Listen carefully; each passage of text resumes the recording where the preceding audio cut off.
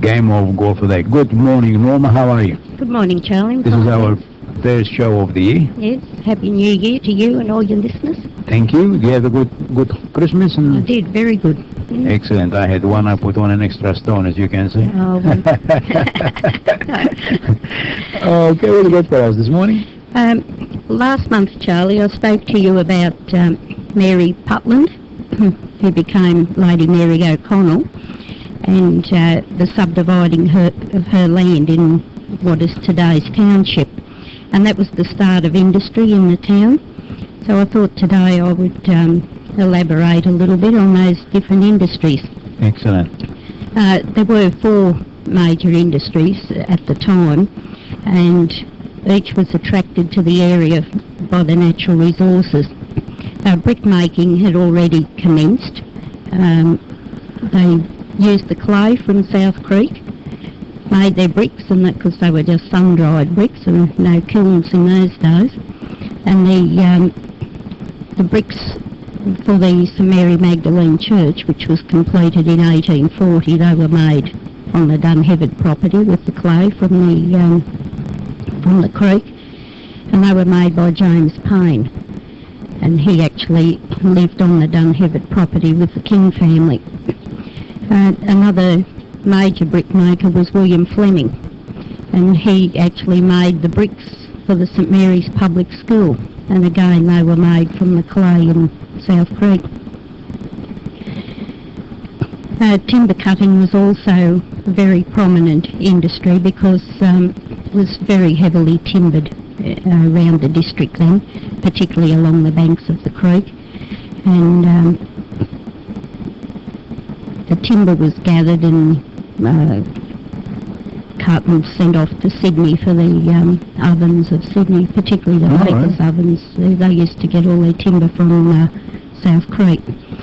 And the timber cutters, major ones, were Mee Shaw's, William Garner, who incidentally became the first mayor of St Mary's. George Turner and the Andrews family were also involved with the timber cutting. The major industry though was tanning, and that was they needed a lot of water for tanning, and also the bark from the wattle trees. Tannin was in the bark of the wattle trees, and there was an abundance of trees along the banks of South Creek, so it was the ideal place for tanning. And of course there was a lot of cattle in the area, and so the cattle were slaughtered and the skins used in the tanning. Now in those days, to tan the hides, they dug great pits in the ground and soaked the tannin and filled them with water and soaked the tannin in that, and then soaked the hide. So it was a very heavy work for those that worked in the industry, and the tannin used to cause because the workers, their hands were wet a lot of the time, and the tannin caused their fingers all to split, and and it was a very back-breaking job. I don't think there'd be many people would want to do that today, but there were 13 tanneries here at one stage, and that brought a lot of people here to work. What could have been, say, the wages them days? Week's wages? Wouldn't have been very much. Probably £1, £2 at the most. All at work for a couple of pounds? Yeah, because then things were a lot cheaper too. That's right. In those days. But the main tanneries, as I said, were along the creek, but there was a natural spring on the hill, almost behind where the police station is now. And the water ran down the hill, and one of the early tanneries was about where the band club is now, and they dammed the water there and used that for their tannery. That's why it's still smelly around there. There was another, the first of the tanneries was probably alongside where the Astley Centre is now on the highway. That was Paskin's tannery. They were the first, and there was a natural spring sort of underneath where the Astley Centre is at present. So they used that water, but other people just had dams on their property. Desborough's had a tannery on what is now Desborough Road. Well, they just used dam water there. And but a lot of the streets in St Mary's are actually named after early tanners in the district. The biggest tannery in the southern hemisphere was on the banks of South Creek, and that belonged to Andrew Thompson. And he started out in the tanning industry as an 11-year-old, learning the trade after his father died. He got a job in the tannery to help his mother support the family, and he probably became the most successful businessman the town had seen for many, many years, you know. And he built the big home that still stands on Pages Road, called Mimosa. Mimosa is the type of wattle tree that was used, and that's where he got his wealth from, so he called his house Mimosa. But this big house on the highway, that belonged to some guy that had tanneries too, opposite the BP service station on the highway. There's a big house there. They enclosed it with a wire fence now. Yes, that's Four Winds. That was built by Martin Brell. His tannery would have been the second largest, and it was on South Creek, just this side of where the house is. And so he was nearly opposite. Thompson's tannery was on the eastern side of the creek. Martin Brell was on the western side. But where all the bamboo grows, on the eastern side of that house, is where the pits were. And, well, I believe the pits are still there. They just filled it up, and the bamboo was all grown up in the pits. But I lived next door to there as a child, and because it was no longer a tannery then, but the pits were still there, and we were threatened never to go near there because they were just full of water, you know. We could have drowned in As far as I can remember, I've been living in this area for the last 28 years, I think. That house always stood by itself there. Has there ever been any houses around it? There was one just to the eastern side, which was the original Brell home, and then that became the home of the tannery manager. And then there were another two houses between there and South Creek. And I lived in one of those as a young child, and my mother was born in the other one in 1916, but they one burnt down, the other one was demolished for the widening of the highway. But Martin Brell was a very successful tanner as well. They started up in the 1840s, 50s, some of those tanneries, and in 1910 Botany was declared the area for noxious industries, because it would have been quite odorous, I think, around there. And some of the local tanneries here moved to Botany, and the others just sort of closed down, you know.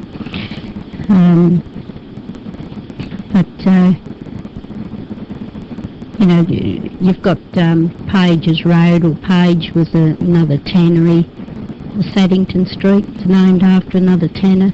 Desborough Road, as I said. And Webbs and Paskins, there's a Paskin Street in St Mary's, so they became quite prominent people in the township. But probably the industry that became best known outside of South Creek was the wagon building. And it was 1857 that the Bennetts, James William Bennett and his family, came to South Creek, and he started off with a small inn called the Volunteer Hotel, and that was where the Parkview Hotel is today. And he had a blacksmith shop at the back where the motel now stands, and from there he became a wheelwright, making wheels for wagons, and then started to build the wagons. Now, in those days, to own a Bennett wagon was like owning a Rolls-Royce or a Ferrari or something today. They were, the Rolls-Royces of wagons. And they sent wagons all over the eastern states of Australia. They even went to California. And they employed a lot of people in their workshop. They eventually moved, after James William passed the business on to his two sons. The sons went their separate ways. They both had workshops on Queen Street. And there was James Jr. and there was George. Now James Jr., his workshop was about where the car park is now for the bowling club. Right. And they had their big works there right up until 1954. Has Queen Street been named Queen Street since then, or it had another name before? I'm not really sure about that, but it would have been named after Queen Victoria. When the township was sort of set out, I think Mary O'Connell must have been very patriotic, because we had the park. She gave the land for the park, and it was called O'Connell Square to start with, but later became Victoria Park. The street alongside is Princess Mary Street, after the Queen's daughter, right. Princess Royal. Where Pages Road is now, that was Albert Street, after Queen Victoria's husband. And so I think, well, as I say, Queen Street was named after Queen Victoria, so probably, I know from where the railway is onwards, it was the Windsor Road for a long while, yes, right. And Mamre Road was the Liverpool Road, so the Windsor Road, right. This was probably part of the Windsor Road to start with, but it would have been nothing more than a track in those days. That's right, yeah. So Mamre Road, say, for whom is it named after? Or? Well, after the Mamre Homestead, Marsden's Homestead, yes. Yes. It's amazing. We were talking about cattle too. We used to go drive Mamre Road, and there was a big cattle joint there by Mr. Pituro. I think he was an Italian guy, and he had huge bulls, and that doesn't exist anymore. Is he retired, or is he still alive, the guy? Well, he's got another property out Mudgee Way, I believe, so maybe he's there now, but there doesn't seem to be a lot of cattle out there on the property anymore. I love going for a drive on Sundays around Mamre on Olden Road, and there's cattle all over the side of the road. It's finished, it's nothing now. But that Mr. Pituro, he had the largest cattle in Australia. I think he used to export them. I was reading about him once on the local paper. He used to export them to Russia. So one day I decided to go and visit this place, and me and my wife went and drove in and looking around, and hello, no one around. And I walked into a room, and there's this huge bull. I stood there, I went stone cold, and I started walking backwards. He scared the hell out of me. He was huge. Well, with these Bennett wagons, some of them that they built, they needed 12, 14 bullocks to pull them. Jeez. And the biggest one that was ever built carried 330 bags of wheat. Whoa. And they had, I think, 15 draft horses pulled it. You know, and they were just so famous, you know, and even today, if you can find a Bennett wagon, there was one auctioned just during last year out at Hillston Way, on a property out there, and it sold for $10,500. Geez, after all, it's probably it's all rotten, and there's not much left out of it. Oh, well, they were just so solid, you know, and they were all built from the timbers that grew in this area. And in fact, they used to name each of their wagons, and this biggest one ever was King of the Road, but the one that's on display in South Creek Park, that's the Maxina. That was built in 1928, but Yeah, so they all had their own names as though they were, their children or something like that. It's amazing, all this history, and there's not much around it here. I think really they should start looking for some of these things and combine them with the fire museum up there, because probably there's not enough to have a museum of this kind for all these antiques, but if they can combine them with the fire museum up there and put everything together so that the kids today, they don't even know about these things. They never seen a wagon. Probably they think it's something imaginary if they see it on a piece of paper. Well, when I do tours with school children, I always take them to the wagon and tell them the story of the Bennetts. And some of the old farm machineries. Because today it's all tractors and it's good because you don't work hard, but the old machinery they use on the farms them days. Oh, yes, the old hand ploughs and the bullet-drawn ploughs. Well, that's what our ancestors all used to develop this area. And how hard it was to work the land there. Oh, very, very difficult. But, yes, I think these wagons certainly help the people, with their farming. But there's a gentleman from Canberra, his name is Bob Hadlow, and he's done a lot of research on wagons, and he came to St Mary's, and some of the members of our society met him at the park, and we discussed wagons, and he's done drawings of them. He's been all over Australia. He's been to California, seen some of them over there, and he confirmed what we always bragged about, that the Bennett wagons were the superior wagons, and he's putting a book together now, so not just about the Bennetts, but about all wagons of that period. And so hopefully, when he finishes his book, that's going to enlighten a few more people too, and bring a little bit more fame to St Mary's. But of course the Bennetts, they became one of the better known families in the town, and their home was Bronte. It's on the corner of King and Gidley Street. It's still there today. Right. Owned by the Sydney City Mission now. All right. And of course Bennett Road and Bennett Road School was named after the Bennett family, as is Bennett Park, which is behind the... I suppose Bennett's Road up the road is named after him? Yes. Originally Glossop Street was called Bennett Road, because that was the boundary of his property. All right. But when Oxley Park was subdivided, they wanted to call that Glossop because that was after the First World War, and all the streets of Oxley Park are named after warships. And the commander of those warships was Glossop, so they changed the name from Bennett Road to Glossop Street, and then gave the other street there closer to Colleton called Bennett Road, where the school is. But when the Sydney City Mission took over Bronte, which is only a few years ago,